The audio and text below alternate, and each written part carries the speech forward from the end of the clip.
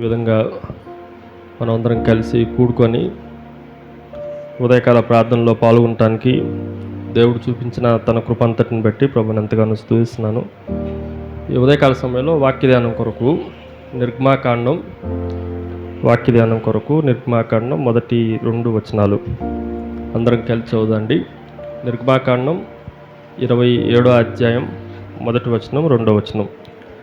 మరియు 5 మూరల పొడుగు 5 మూరల వెడల్పు గల బలిపీఠమును తుమ్మకర్రతో నీవు చేయవలను. ఆ బలిపీఠము చచ్చౌకముగా ఉండవలను. దాని ఎత్తు 3 మూరలు. దాని 4 మూలలను దానికి కొమ్ములను చేయవలను. దాని కొమ్ములు దానితో ఏకాండముగా ఉండవలను. దానికి ఇత్తడి రేకు పొదిగింపవలను. దేవుడి మాటలను దీవించును గాక.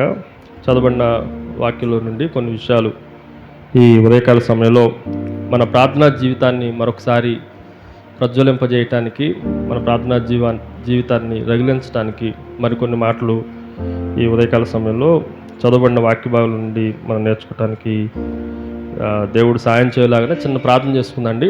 మహోన్నతుడా, మహాగణుడా, నిత్య నివాసి, పరిశుద్ధుడా, మరొకసారి నేను స్తుతిస్తున్న తండ్రి, మా జీవితాల్లో ప్రార్థన ఎంత విలువైందో మీరు మాకు నేర్పిస్తూ వచ్చిన విధానం అంతటిని బట్టి నేను స్తుతిస్తున్నాను తండ్రి. ఈ ఉదయకాల సమయంలోనూ వాక్యధ్యానం అంతటిలోనూ నీకు రూపంలో విస్తరింపజేయమని ప్రార్థిస్తున్నాం. కేవలం వినువారు మాత్రం కాకున్నట్లుగా వాక్యాన్ని మా హృదయాల్లో పొందుపరుచుకొని వాక్యానుసారమైన జీవితాన్ని, ప్రార్థనా జీవితాన్ని కలిగి ఉండటానికి మీరే సహాయం చేయండి. లోపభూయిష్టమైన మా జీవితాలన్నింటినీ గొప్పగా మీరే పొందుపరచమని ప్రార్థిస్తున్నాం. నీకు వీటిలో మమ్మల్ని అందరినీ పొదగండి తండ్రి. మేము కనబడకున్నట్లుగా మీరే ప్రత్యక్షపరచుకున్నట్లుగా సహాయం చేయండి. ఈ సమయం అంతటిని దీవెనకరంగా, ఆశీర్వాదకరంగా మీరే జరిగించి మహిమా ఘనత ప్రోలారోపించుకోమని మా ప్రభువును నీ ప్రియ కుమారుడైన యేసుక్రీస్తు దివ్యనామమున అడిగి వేడుకొంచున్నాం తండ్రి, ఆమేన్. 141వ కీర్తన 2వ వచనం ప్రకారం, నా ప్రార్థన ధూపం వలనెను, నేను చేతులెత్తుట సాయంకాలపు నైవేద్యముల వలెను, నీ సన్నిధికి అంగీకారములగునుగాక అన్నట్లుగా ప్రార్థన ధూపం వలె ఈ ఉదయకాల సమయంలో మనం ధ్యానం చేస్తున్నట్లుగా ఈ బలిపీఠం మీద నుండి ధూపము దేవుని సన్నిధికి చేరాలని దేవుడు మన దగ్గర నుండి ఆశిస్తున్న మాటలు. అయితే ఈ బలిపీఠం గురించి ఇప్పటికి 4 వారాల నుండి మనం ధ్యానం చేస్తున్నాం. ఆ మాటలు మీకు జ్ఞాపకం చేస్తాను. మొదటిది బలిపీఠం యొక్క స్థానము, ప్లేస్మెంట్ ఆఫ్ ఆల్టర్. అది ప్రత్యక్ష గుడారమునకు వెంటనే లోపలికి ప్రవేశించడంతోనే ఆ ద్వారము ఎదుట మనకు కనిపించింది.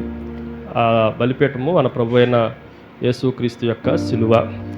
రెండోది పర్పస్ ఆఫ్ ఆల్టర్. బలిపీఠం యొక్క ఉద్దేశాన్ని మనము ఆలోచన చేస్తే, బలి పశువుతోనే, బలియాగముతోనే మనం దేవుని సన్నిధిలోనికి రావాలి అంగీకరించబడటానికి. రెండోది రక్త ప్రోక్షణ జరగాలి, దానిని బట్టే మనం అంగీకరించబడతాం. మూడోది అగ్ని మనల్ని సంపూర్ణంగా దహించి వేయాలి, దానిని బట్టి మనం దేవుని ఎదుట అంగీకరించబడతాం. అది ఈ బలిపీఠం యొక్క ఉద్దేశం, పర్పస్. దాని మూడోది, it is a priority of altar. బలిపీఠం యొక్క ప్రాధాన్యతను మనం జాగ్రత్తగా ఆలోచన చేస్తే చాలా బలిపీఠాలు ఉన్నాయి, కానీ దేవుని బలిపీఠం మన జీవితాల్లో ఉండాలి. అంతేగాని మన సొంత బలిపీఠాలు మనం కట్టుకోవటానికి దేవుడు మనల్ని నిర్మించమని బలిపీఠాన్ని కోరట్లేదు. నిన్నటి దినాన మనం ఆలోచన చేసింది ప్యాటర్న్ ఆఫ్ ఆల్టర్, బలిపీఠం యొక్క నమూనాని మనం ఆలోచన చేస్తూ ఉన్నాం.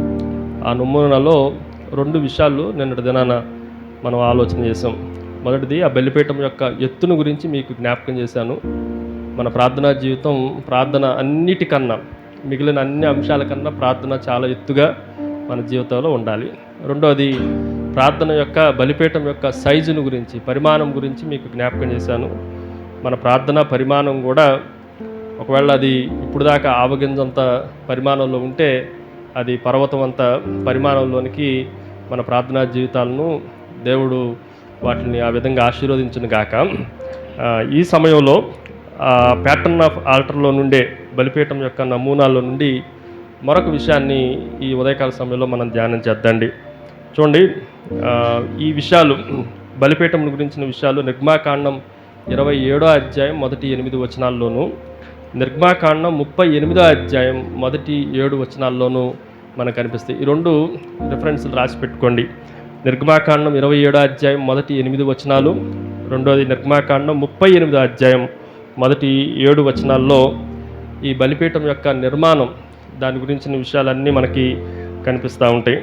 నేను 38వ అధ్యాయము 2వ వచనం, 3వ వచనం, 4వ వచనం చదువుతున్నా చూడండి. నిర్గమాకాండం 38వ అధ్యాయం 2వ వచనం నుండి, దాని కొమ్ములు దానితో ఏకాండమై ఉన్నవి, దానికి ఇత్తడి రేకు పొదిగించను.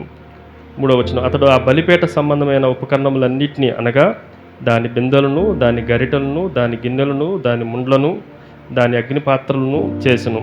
దాని ఉపకరణములన్నిటినీ ఇత్తడితో చేసెను.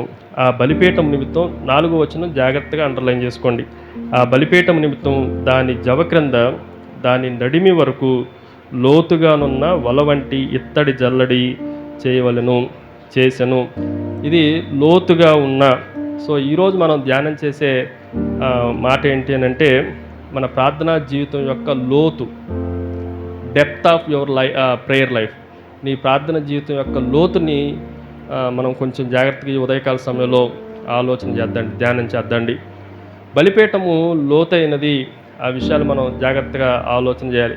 ఎలా లోతైనది అని మనం ఆలోచన చేస్తే, బలిపీఠం నిర్మాణాన్ని మీకు సింపుల్గా మీకు జ్ఞాపకం చేస్తాను. బలిపీఠాన్ని ఏం చేయాలి అని అంటే, దహన బలిపీఠమును తుమ్మకర్రతో చేయాలి. అది 7.5 అడుగులు ఎత్తు, 7.5 అడుగులు వెడల్పు ఉంటుంది. ఆ తర్వాత దాని హైట్ వచ్చేసి 4.5 అడుగులు ఎత్తు ఉంటుంది. 7.5 ఇంటూ 7.5 దాన్ని ఏమంటామంటే మనం చతురస్రం అని అంటాం.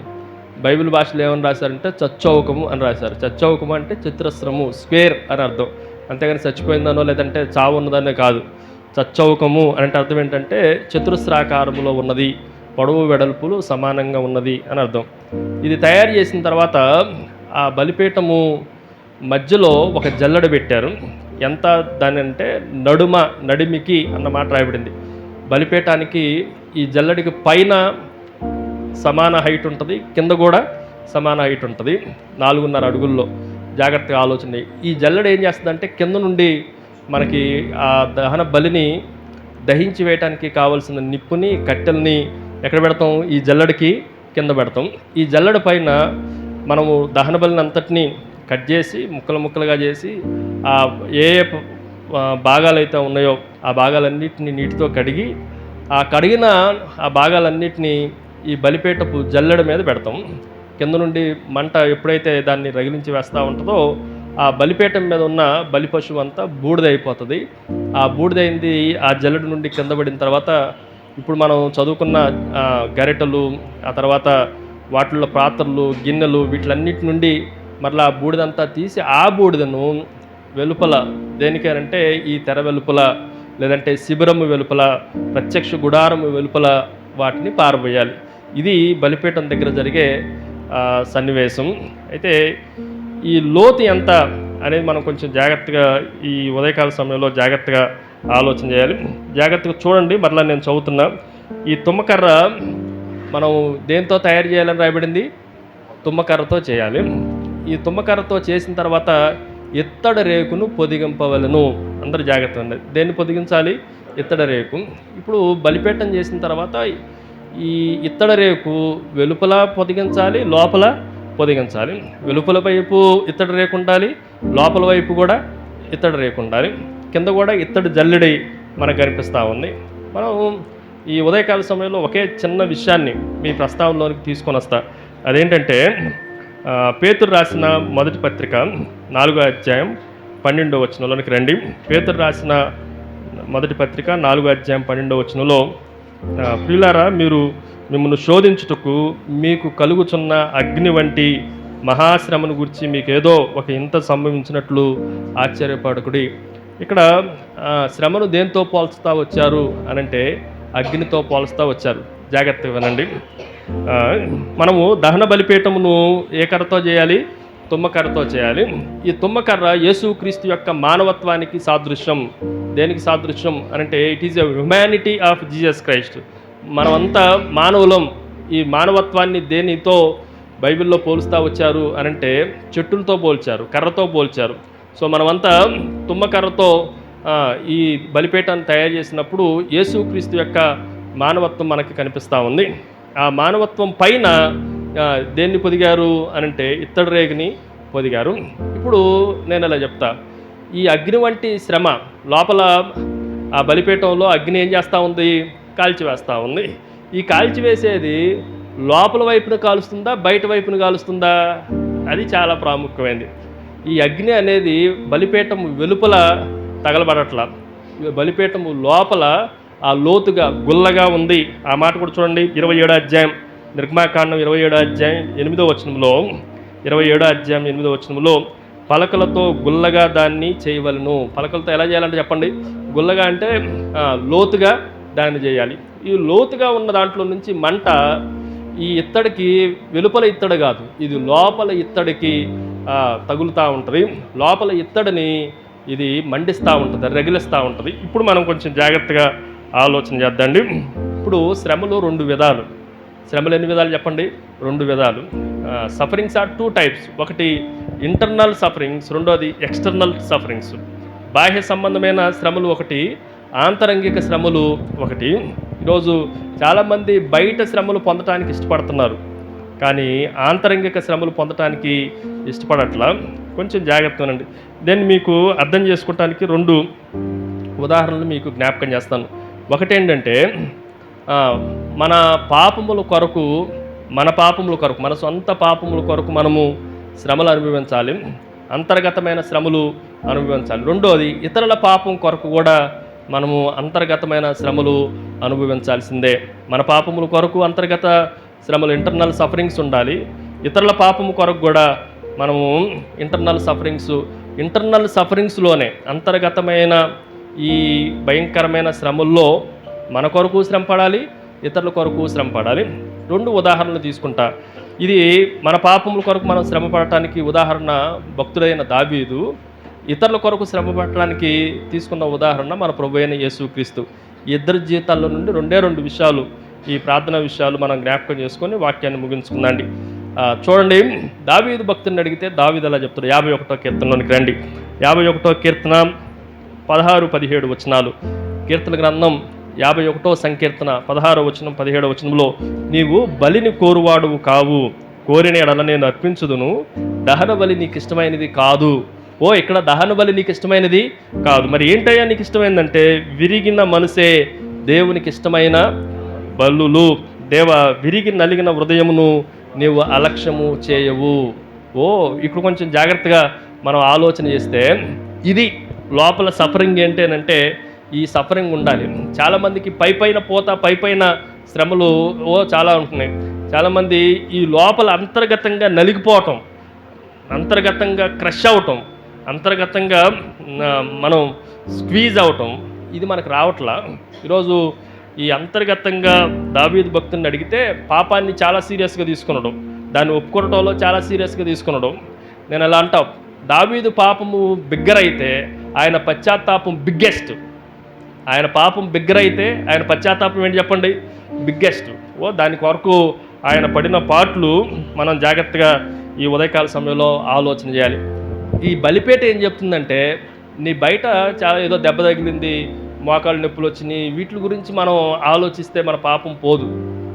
మన లోపల ఉన్న అంతరంగంగా ఏం చేయాలంటే కాల్చివేయబడాలి, విరిగి కొట్టబడాలి, నలగొట్టబడాలి. విరిగిన మనసే చెప్పండి ఇష్టమైన, దేవునికి ఇష్టమైన బలి, దహన బలి. ప్రభువా, నువ్వు కోరుకుంటే నేను ఎన్ని గొర్రెలైనా, ఎన్ని ఎద్దులైనా, ఎన్ని కోడలైనా ఇవ్వటానికి ఐఎమ్ రెడీ. కానీ వీటిని బట్టి నువ్వు ఇష్టపడట్లేదని నాకు అర్థమైపోయింది. నా హృదయం కఠినంగా ఉంచుకొని, నా హృదయం మార్పు చెందకుండా ఉంచుకొని, పైకి ఎన్ని దహన బలులు తీసుకొని వచ్చినా దానివలన నా పాపము ప్రాయచిత్తం అవ్వట్లేదు అని దావీదు ఎరిగిన వాడే. దావీదు రాసిన మాట ఏంటంటే, ఈరోజు ఈ లోపల అంతర్గతమైన శ్రమ ఏంటి అనంటే విరగ్గొట్టబడటం, అంతర్గతమైన శ్రమ ఏంటంటే నలగొట్టబడటం, విరిగి నలిగిన మనసు, కాంట్రీట్ అని అంటాం. దీని అర్థం ఏంటో నేను కొన్ని మాటలు మీకు జ్ఞాపకం చేస్తా. దావీదు విరిగి నలిగిన హృదయం గురించి మాట్లాడటంలో విరిగిన అన్న పదానికి, బ్రోకెన్నెస్ అనే పదానికి అర్థం ఏంటి అని మనం జాగ్రత్తగా ఆలోచన చేస్తే, నేను త్వరగా ఒక 7 విషయాలు అంటే భక్తులు చెప్పిన మాటలు, వాళ్ళు ఎలాగైతే దాన్ని నిర్వచించారో ఆ మాటలు మాత్రమే చదువుతాను, జాగ్రత్తగా వినండి.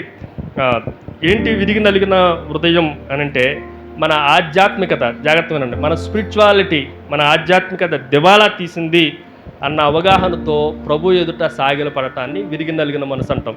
మరలా జాగ్రత్తగా వినండి, మన అంతర్గతంలో ఉన్న ఆధ్యాత్మికతను ఏమైపోయిందంట, దివాళా తీసింది అన్న భావంతోనే దేవుని ఎదుటకు మనం రావాలి, సాగిల పడాలి.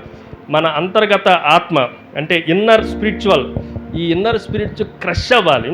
దాన్ని మనం ఏమంటామంటే విరిగి నలిగిన హృదయం అని అంటాం. మన అంతర్గత ఆత్మ దాన్ని అపరాధ భావముతో నలిగిపోతాం. మనం చూస్తాం కదా, ఏదో మనల్ని లోపల గట్టిగా క్రష్ చేస్తున్నట్టు అనిపించాలి. ఓ పాపం చేసినా కూడా ఏమీ స్పర్శలేదనుకో, నువ్వు దేవుని బలిపీఠం దగ్గర లేవు అని చాలా స్పష్టంగా మనం చెప్పవచ్చు. మన లోపల ఉన్న ఆ అపరాధ భావం మనల్ని నలగొట్టేయాలి. దాన్ని విరిగి నలిగిన మనసు అని అంటాం. మూడోది, దేవునికి వ్యతిరేకంగా మనం తిరుగుబాటు చేసినందుకు నిజమైన లోతైన దుఃఖం, పశ్చాత్తాపం మనకు కలగాలి. కొంతమందికి నేను అలా అంట, కొంతమందికి వస్త్రము వదనమే నలగదు, ఇంకా హృదయం ఎక్కడ నలిగిద్ది? వస్త్రం అంటే బట్టలు, వదనం అంటే ముఖం, ఇవే నలగవు. ఇంకా హృదయం నలిగింది అని చెప్పడానికి ఏ అవకాశం లేనే లేదు. నలగటం అంటే అర్థం ఏంటి అని అంటే లోతైన దుఃఖం. దావీదుని అడిగితే, నేను దుఃఖపడిన దాన్ని లెక్కేస్తే నా పరుపు ఏమైపోయిందంటే చెప్పండి, కొట్టుకుపోయింది. ఇది మనం కొంచెం జాగ్రత్తగా ఆలోచన చేయాలి. నాలుగోది, విరిగి నలిగిన మనసు, హృదయం అంటే అర్థం ఏంటంటే మనం పాపం చేసినప్పుడు పాపానికి హేతువులు చూపెట్టడం. నేను కాదండి కారణం పలానా ఓడు అని కారణాలు చూపించటం కానీ, లేదంటే సాకులు చెప్పటం కానీ, ఇలా ఉండటం వల్ల చేయాల్సి వచ్చిందండి అని సాకులు చెప్పటం కానీ, సమర్థించుకోవటం కానీ, ప్రయత్నం చేయకపోవటం, వీటిని ఎప్పుడు మన పాపానికి, పాపం చేసింది నేనే, ఫుల్ కాన్ఫిడెన్స్తో చేశాను అని దేవుట ఎదుట ఒప్పుకోవాలి తప్ప, ఏదో అవకాశం ఉంది. అప్పుడప్పుడు మనం అంటాం, మా ఇంట్లో కోడళ్ళు మంచిగా ఉంటే నాకెందుకండి ఈ కోపం, మా సేవకులు మంచిగా ఉంటే నాకెందుకు వాళ్ళ మీద అసహ్యం. అలాంటి వాళ్ళే ఉంటారు. వాళ్ళని సాకులు చూపించి మనం నేను ఇలా ప్రవర్తించానండి అని సమర్థించుకోవటాన్ని ఏమాత్రం విరిగి నలిగిన హృదయం అనను. ఇలాంటి సమర్థించుకునే వాళ్ళందరూ ఉన్నారు. ఇంకా వాళ్ళు నలగొట్టబడితేనే వాళ్ళ ప్రార్థనలు అంగీకరించబడతాయి. ఆ తర్వాత దేవుణ్ణి కానీ ఇతరులు కానీ మనల్ని మనం కానీ మోసం చేసుకోకూడదు. విరిగి నలిగిన హృదయం అంటే ఏంటంటే, కొంతమంది దేవుణ్ణి మోసం చేస్తారు, లేదంటే కొంతమంది తమ్మును తాము మోసం చేసుకుంటారు, లేదంటే పక్కనోడిని మోసం చేస్తారు. నేను బాగానే ఉన్నానండి పైకని. అలా మోసం చేయకుండా ఉన్నది ఉన్నట్లుగా ప్రభు ఎదుట ఒప్పుకుంటాన్ని ఏమంటామంటే విరిగి నలిగిన హృదయం అని అంటాం. సో కొంచెం జాగ్రత్తగా ఆలోచన చేస్తే మన సొంత వైఫల్యానికి ఎవరినో బలి చేయటానికి మనం ప్రయత్నించకపోవటాన్ని విరిగి నలిగిన హృదయం అని అంటాం. ఉదాహరణకి ఆదాము పాపం ఎందుకు చేసినవి అంటే, ఆదాము ఇమ్మీడియట్గా చెప్పింది ఏంటంటే, ఇద్దరి మీద నిందలేశాడు. ఒకటి దేవుడి మీద నిందేశాడు, నువ్వు అవ్వనివ్వకపోతే నాకేమొచ్చేది కాదు, ఈ పాపం వచ్చేది కాదు. రెండవది అవ్వ మీద వేశాడు నింద, నువ్వు ఇచ్చిన ఈ స్త్రీయే నన్ను ఇంత ఈ వద్దు అన్న పళ్ళాలని తినేటట్టు చేసింది. కానీ దావీదుని అడిగితే, దావీదు ఉన్నది ఆ మనుషుడు నువ్వే అంటే నేనే. ఇది విరిగి నలిగిన హృదయం అని అంటే. దావీదు ఒకవేళ దేవుని మీద నిందేలా, ప్రభా అసలు నువ్వు నన్ను రాజుగా చేయకపోతే నేను ఎందుకు పడిపోతా, నువ్వు నన్ను ఇంకా గొర్రెల మంద దగ్గర ఉంచినట్లయితే చక్కగా నీ కొరకు నేను పాటలు పాడేవాడిని అని చెప్పలా. ఆ మనుషుడు నువ్వే అంటే, అవును నేనే. లేదు బత్షెబా మీద నింద వేయాల, నువ్వు రాజు ఎక్కడ ఉంటాడో తెలియదా, రాజు ఎప్పుడు పడితే అప్పుడు తిరుగుతాడని తెలియదా, నువ్వు బట్టలు లేకుండా స్నానం చేయటం ఏంటి, ఆమె అలా చేయటం వలన నేను పాపానికి ప్రేరేపించబడ్డాను అని నింద బత్షెబా మీద వేయాల. ఏమనంటే ఆ మనుషుడు నువ్వే అని అంటే, ఆ మనుషుడు నేనే అని ఒప్పుకున్నాడు. ఈ కీర్తనలో మనం 51వ కీర్తనలో మనం చదివితే చాలా మాటలు చెప్పాలని ఉంది కానీ టైం సరిపోదు. ఒక వచనాన్ని నేను చదువుతున్నా చూడండి. 51వ కీర్తన 14వ వచనం. 51వ కీర్తన 14వ వచనం. దేవా నా రక్షణకర్త యోగు దేవా, రక్తాపరాధము నుండి నన్ను విడిపింపు. నేను నా చేతుల్లో రక్తం అంటింది, నాకు ఊరియాని చంపించేశా, ఈ రక్త అపరాధం నన్ను కాల్చివేస్తుంది, దహించి వేస్తూ ఉంది, దానికన్నా నా హృదయం ఇంకా నలిగిపోతూ ఉంది ప్రభువా. ఆ నలిగిపోవటాన్ని ఏమంటామంటే, ఆ లోపల దహించటాన్ని ఏమంటామంటే చెప్పండి, బలిపీఠం నుండి వచ్చే లోతైన ప్రార్థన అంటాం. ఏమంటాం చెప్పండి? ఇది ఎవరి కొరకు ప్రార్థన అని మనం ఆలోచన చేస్తే మన సొంత పాపముల కొరకు ప్రార్థన. ఈరోజు నేను ఒక మాట చెప్తాను. చాలామంది చిన్న చిన్న వాటిని కూడా మనం వదిలిపెట్టకూడదు. చిన్నది మనం చూపులో కానీ మాటలో కానీ అన్నా కూడా మనల్ని గుచ్చుకోవట్లేదు అని అంటే నువ్వు దేవుని ఎదుట సరిగా లేవు అని అర్థం. మనల్ని గుచ్చుకుంటుంది ఒక సేవకున్నో ఒక విశ్వాసనో పక్కన ఉండి ఎవరినన్నా చిన్న మాట అన్నా అది మనకు నొప్పి పుట్టాలి. ఒక దేవుని సేవకుడు చెప్పిన మాట ఏంటంటే సిన్ ఈజ్ స్పిరిచువల్ క్రైమ్. పాపం అనేది ఏంటి చెప్పండి? ఆధ్యాత్మిక నేరం. భయంకరమైన క్రైమ్. ఈరోజు క్రైమ్ చేసే వాళ్ళందరూ దేవుని ఎదుట మనుషుల ఎదుట ఎలా ఉంటారు చెప్పండి? వాళ్ళు నేరస్తులే. పాపం చేసిన వాళ్ళందరము నేరస్తులమే. యేసుక్రీస్తు నేరస్తుల్లో ఒకటిగా ఎంచబడ్డాడు. దేనికోసం అంటే ఈ పాపమును బట్టి. పాపము ఎవరినైనా నేరస్తుడిగా దేవుని ఎదుట నిలబెడుతుంది. ఎందుకని పెద్ద నేరం చేసామా చిన్న నేరం చేసామా అనేది కాదు. ఏ నేరం చేసినా విరిగి నలిగిన హృదయాలతో మనము దేవుని ఎదుటికి రావాలి. ఇది లోపల ఇంటర్నల్గా ఉండే సఫరింగ్ను బట్టి అంతర్గతంగా ఈ అగ్ని ఏం చేస్తుంది చెప్పండి? లోపల ఉన్న ఇత్తడిని అది మండిస్తూ ఉంది. లోపల ఉన్న ఆ తుమ్మకర్ర భరించలేకపోతుంది. దేనిని బట్టి అంటే ఇదిగో ఈ బలిపీఠం దగ్గర ఈ దహించి వేసే అది ఎవరి కోసం అంటే నీకు బదులుగా వేరొక జంతువు నీ స్థానంలో కాలిపోతూ ఉంది. మనందరికి బదులుగా సిలువలో యేసుక్రీస్తు ప్రభు మన కొరకు దహించి వేయబడతా ఉన్నాడు. ఒక రోజున దానిని బట్టి తీర్పు కూడా వస్తుంది. జాగ్రత్త. సో మొదటిది మన పాపముల విషయంలో అంతర్గతమైన శ్రమలను నుండి మనకు కలిగే ప్రార్థన మనం ఖచ్చితంగా ఉండాలి. రెండో విషయాన్ని మీకు జ్ఞాపకం చేస్తాను. రెండోది ఏంటి అంటే ఇతరుల కొరకు. దీనికి ఉదాహరణ ఎవరని చెప్పాను? మన ప్రభు అయిన యేసుక్రీస్తు. యేసుక్రీస్తులో ఏమన్నా పాపం ఉందా? పాపం ఏమన్నా చేశాడంటే యేసుక్రీస్తు ఏం పాపం చేయాలా? యేసుక్రీస్తు ఏమీ అన్యాయం చేయాలా? యేసుక్రీస్తులో ఎక్కడ ఒక చిన్న తప్పిదం పుట్టుకోవటానికి కూడా లేదు.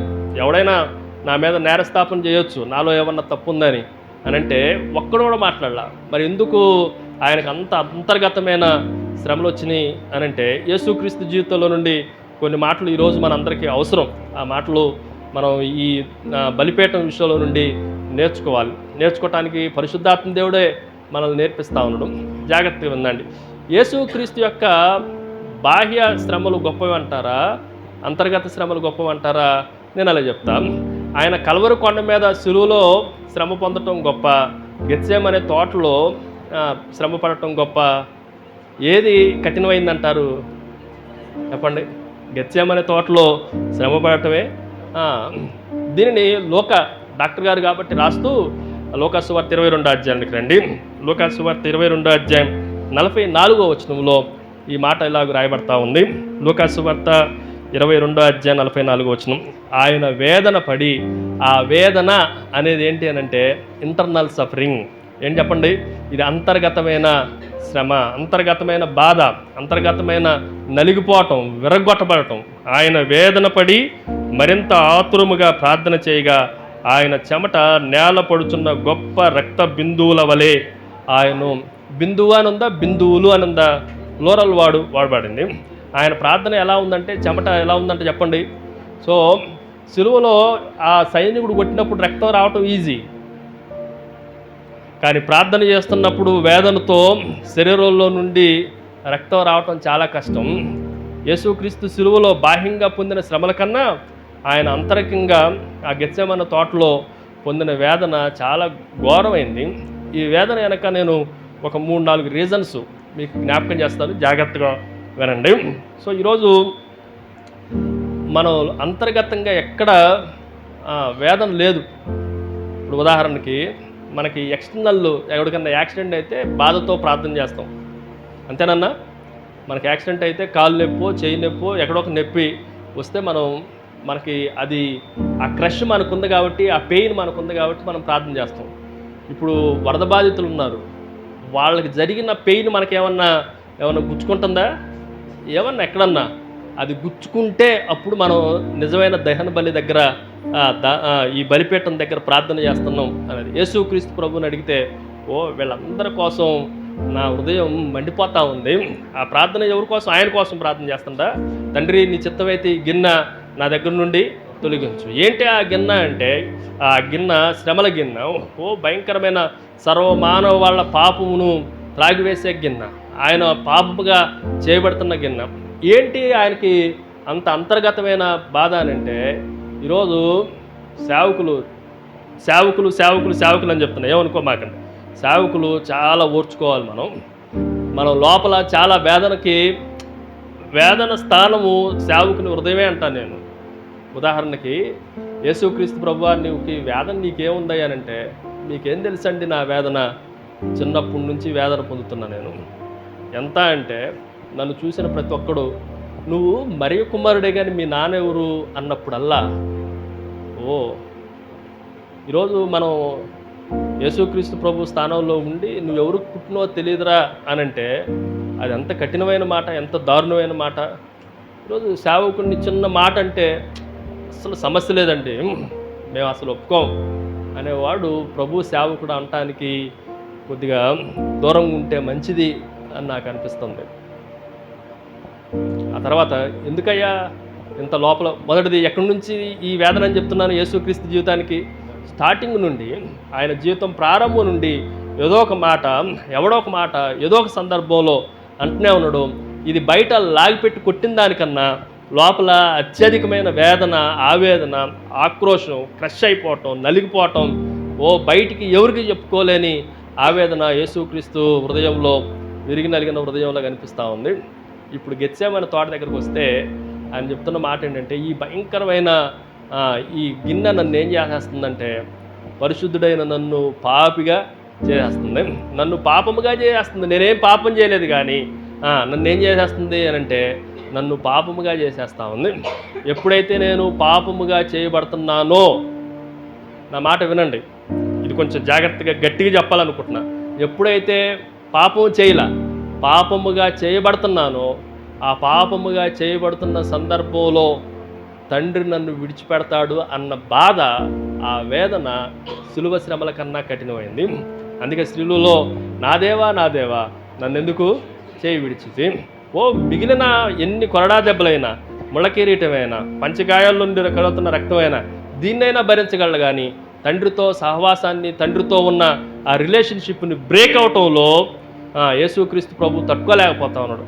ఈరోజు ఎక్కడో చోట ఆయన పాపముగా చేయబడితేనే తండ్రి ఆయన నా ప్రియకుమారుడు అన్న ప్రియకుమారుడినే వదిలేసే సందర్భం ఉంటే, అనేక సార్లు ఎక్కడో చోట అనేక చోట్ల ఎన్నో సార్లు మనం పడిపోతున్నప్పుడు దేవునితో సహవాసం మనకు తెగిపోతుందని తెలిసినా, దేవునితో సహవాసం మనకు ఉండలేదని తెలిసినా కూడా నీకేమాత్రం మనసులో కానీ హృదయంలో కానీ చిన్న నిప్పుగోళ్ళు లేకపోతే నీ ప్రార్థన దేవుడు ఎందుకు అంగీకరిస్తాడండి?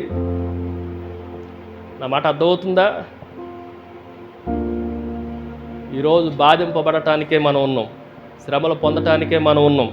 బయట దహన బలులు ఎన్నైనా దావీదు కోరుకుంటే ఎన్నైనా వేల లక్షల దహన బలులు ఆయన ఈజీగా ఇవ్వగలడు. కానీ దేవుడు దాన్ని కోరుకోవట్లేదు. మన హృదయాన్ని, నలిగిన హృదయాన్ని, ఆ దహన బలి వెనక ఉన్న ఆ థీమ్ ఏంటో, దహన బలి వెనక ఉన్న అంశం ఏంటో, దాన్ని విరిగి నలిగిన హృదయాన్ని కోరుకుంటున్నాడు అన్న సత్యాన్ని మనం గ్రహించాలి.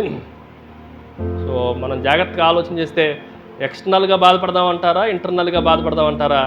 చెప్పండి. యేసుక్రీస్తు శరీరం మందు శ్రమపడును, పేతురు రాసిన మొదటి పత్రిక 4వ అధ్యాయం 1వ వచనం ప్రకారం ఆయన శరీరం మందు శ్రమపడును కనుక మనం కూడా శరీరం మందు శ్రమపడాలి అని చెప్తున్న మాటల్లో ఇంటర్నల్గా, ఎక్స్టర్నల్గా, బలిపీఠం బయట చూసేవాడికి అది ఏమీ కాలుతున్నట్టు కనిపించదు. కానీ దేవుడు వ్యూలో పైనుండి చూస్తున్నప్పుడు లోపల ఏం చేయబడుతుంది? అది దహించబడతా ఉంది. నీకు బయట ఉన్నప్పుడు నువ్వు బయట వాడికి ఎలా కనిపించినా నీకేం పర్లా. దీన్ని ఏమంటామంటే మ్యాన్స్ వ్యూ అని అంటాం. మనుషుల దృష్టిలో నీ బలిపాటి ఏమన్నా తగలబడుతున్నట్టు కనిపించిద్దా? చుట్టూ ఉన్న వాళ్ళకి కనిపించదు. కానీ దేవుడు వ్యూలో చూస్తే, దేవుని దృష్టిలో, దేవుని కోణంలో చూస్తే ఈ గుల్లగా ఉన్న ఈ బలిపీఠంలో ఏం చేయబడుతుంది అంటే కాలిపోతూ ఉంది. సో దేవుడిని నలిగి విరిగిన హృదయాన్ని చూస్తూ ఉన్నాడు. ఇంకొక మాట చెప్పేసి నేను వాక్యాన్ని ముగించేస్తాను. జాగ్రత్తగా దేవుని మాటలు ఉందండి. ఈ బలిపీఠం దేంతో తయారు చేయాలని రాయబడింది? తుమ్మకర్రతో. ఎందుకు వీటిలన్ని చెట్లలో తుమ్మ చెట్టుని ఎందుకు తీసుకున్నారు అని అంటే, it is the best tree. నేను చెప్తా జాగ్రత్త అండి. దీంట్లో ఈ శ్రమలు, ఈ తుమ్మకర్ర గురించి చాలా విషయాలు, తుమ్మకర్ర గురించి చెప్పే ఆ ప్యాటర్న్లో మీకు జ్ఞాపకం చేస్తా. ఇప్పుడు శ్రమల ప్యాటర్న్లో ఒకే ఒక మాటను మీకు జ్ఞాపకం చేస్తా. అదేంటనంటే, మీరు ఎప్పుడైనా సరే తుమ్మ చెట్టు దగ్గరికి వెళ్ళి ఒక షార్ప్గా ఉన్న మేకును ఏదో దాన్ని తీసుకొని గట్టిగా దాన్ని పొడిస్తే దాంట్లో నుంచి ఏమొస్తుంది బయటికి ఒక లిక్విడ్ లాంటిది, రెజిన్ అంటాం, బంక గమ్ము లాంటిది బయటకు వస్తుంది. ఎందుకు తుమ్మ చెట్టుని పొడుస్తారు అని అంటే ఒకే ఒక కారణం, అదేంటంటే మెడిసినల్ పర్పస్. ఇది ఎక్కడ వాడతారంటే మెడిసిన్లో వాడుతూ ఉంటారు ఎక్కువగా, ట్యాబ్లెట్స్ వాటిల్లో అన్నిటిలో ఎక్కువగా ఈ తుమ్మ జిగురుని వాడుతూ ఉంటారు. పొడిచినప్పుడు ఏమైంది చెప్పండి, జిగురు వచ్చింది. ఆ జిగురుని దేంట్లో వాడుతున్నారు? వైద్యంలో, వైద్య పరికరాల్లో, మెడిసిన్స్లో, ట్యాబ్లెట్స్లో వాడుతూ ఉన్నారు. మానవుడు కూడా యేసుక్రీస్తు అనే తుమ్మకర్రను గట్టిగా పొడిచినప్పుడు ఆయనలో నుండి ఇలాంటిది ఏం గారింది? రక్తము, నీళ్లు బయటికి గారింది. ఏమొచ్చిందో తెలుసా? మానవ శరీరానికి కావలసిన ఆరోగ్యానికి సంబంధించింది మొత్తం ఆ గాయాల్లో నుండి బయటకు వచ్చింది. ఆయన పొందిన గాయముల చేత చెప్పండి మనకి స్వస్థత కలిగింది. ఆ తుమ్మకర్ర పొడవబడకపోతే ఇది బయటకు వచ్చే అవకాశం లేనే లేదు. యేసుక్రీస్తు ఆయన శ్రమ పొందటానికి కారణం ఏంటంటే మనం ఏం చేయబడాలి అని అంటే ఆరోగ్యంగా ఉండాలి. నేను ఎలా అంటాం, నువ్వు అనేక సార్లు పొడవబడితే నీ నోట్లో నుంచి శాపగ్రస్తమైన మాటలు, కఠినమైన మాటలు రాకూడదు. నీ నోట్లో నుంచి ఎదుటివాడికి ఆరోగ్యకరమైన మాటలు రావాలి. నిన్ను పొడిస్తే గాడ్ బ్లెస్ యూ అన్న మాట నీ దగ్గర నుంచి రాగలిగితే అప్పుడు నువ్వు సరైన దహన బలిపీఠం మీద ఉన్నావు అని అర్థం. అలా కాకుండా ఎవడన్నా నిన్ను పొడవటంతోనే, మాటలతోనో దాంతో పొడవటంతోనే నువ్వు వాడి మీద ఏదో ఒక రకమైన ఆక్రోశము, కోపం, శాపం వచ్చింది అని అంటే నువ్వు సరైన బలిపీఠం మీద లేవు అని ముద్ర వేసి చెప్పవచ్చు. ఇంకంతే, అందులో ఎటువంటిది లేనే లేదు. కాబట్టి ఉదయకాల సమయంలో ఈ ప్రార్థన యొక్క లోతు ఎంత అనంటే మన అంతర్గతం ఎంత ఇరిగిపోతే అంత ప్రార్థన దేవుడు అంగీకరిస్తూ ఉన్నాడు. సో విరిగి నలిగిన హృదయాల్లో నుండి దేవునికి ఆగ్రహించడానికి, దేవుడు అంగీకరించడానికి మన ప్రార్థనలు దేవుని సన్నిధికి లేచునుగాక. దేవుడి మాటలను దీవించునుగాక.